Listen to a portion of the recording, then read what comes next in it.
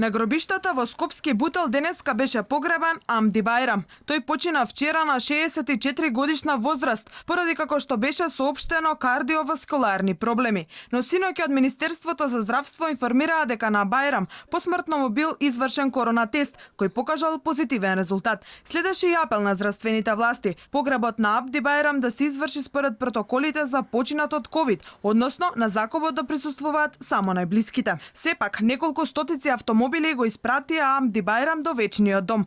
Пред семејната куќа во Бутел голем број на граѓани се собраа да му оддадат почит и покрај апелите и препораките на здравствените власти.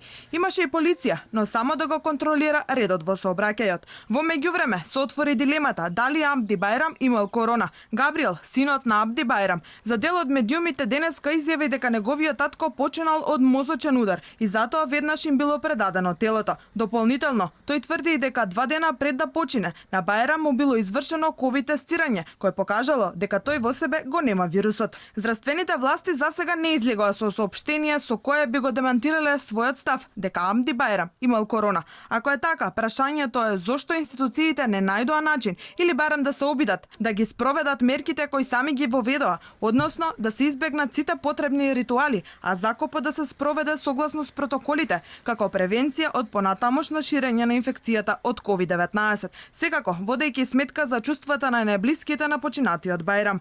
Се обративме до Министерството за здравство, но оттаму досега не добивме одговор дали на сила се уште нивниот синокешен апел погребот на Бајрам да се изврши во кругот на најблиските или овој пат одлучиле да направат исклучок, што повторно не носи до прашањето зошто здравствените власти носат мерки кои не можат или не сакаат да ги спроведат.